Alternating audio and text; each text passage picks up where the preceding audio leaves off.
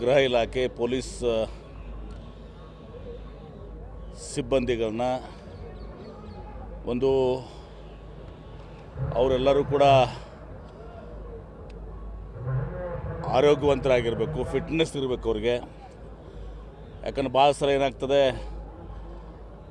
ಬಹುತೇಕ ಸಲ ಅವರು ಸೆಲೆಕ್ಟ್ ಆಗುವಾಗ ಭಾಳ ಫಿಟ್ ಇರ್ತಾರೆ. ತದನಂತರ ಆ ಫಿಟ್ನೆಸ್ ಅವ್ರದ್ದು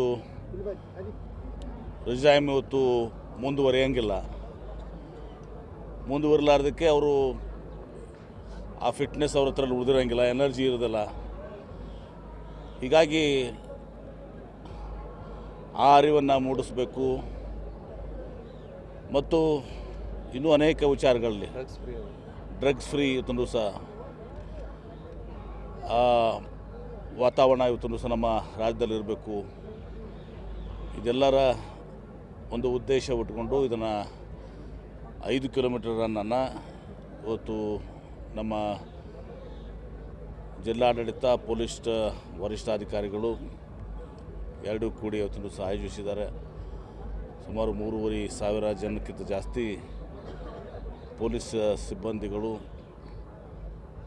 ಹಾಗೂ ಜನರಿಗೂ ಕೂಡ ಅದನ್ನು ಮುಕ್ತವಾಗಿ ಬಿಟ್ಟಿದ್ದಾರೆ. ಈಗ ಎಲ್ಲರೂ ಇದರ ಭಾಗವಹಿಸಿದ್ದಾರೆ. ನಾನು ಹೇಳೋದಿಷ್ಟೇ, ಇದು ಕೇವಲ ಜಿಲ್ಲಾಧಿಕಾರಿಗಳಿಗೆ ಮತ್ತು ಪೊಲೀಸ್ ವರಿಷ್ಠಾಧಿಕಾರಿಗಳು ಇದು ಕೇವಲ ಒಂದು ದಿನದ ಇದು ಆಗಬಾರ್ದು.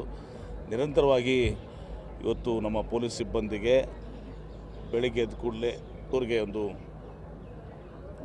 ಒಂದು ಗಂಟೆ 45 ನಿಮಿಷ 1 ಗಂಟೆ ಅವ್ರಿಗೆ ಫಿಟ್ನೆಸ್ಸಿಗೆ ಒತ್ತನ್ನು ಕೊಡಬೇಕು.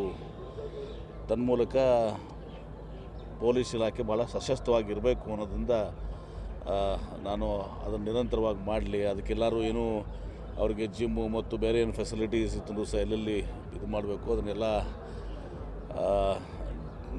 ಇಲಾಖೆಗಳಿಂದ ಹಾಗೂ ಜನಪ್ರತಿನಿಧಿಗಳು ನಾವು ಕೂಡ ನಮ್ಮ ಏನು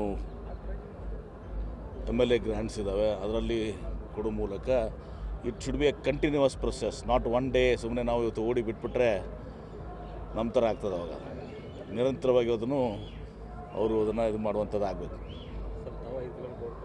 ಇಲ್ಲ ನನ್ನ ಕಾಲಿಗೆ ನಿಮ್ಗೆ ಗೊತ್ತಲ್ಲ ಅಂತಂದು ಹೋಗಿದೆ. ಸೊ ಹೀಗಾಗಿ ಇನ್ನೊಂದು 6 ತಿಂಗಳು ಹೋಗಲಿ, ನಾನು ಈಗ ಪ್ರಾಕ್ಟೀಸ್ ಮಾಡತ್ತೀನಿ, ಆಮೇಲೆ ಓಡ್ತೀನಿ. Next ಮ್ಯಾರಥಾನ್ಗೆ 5 kilometres.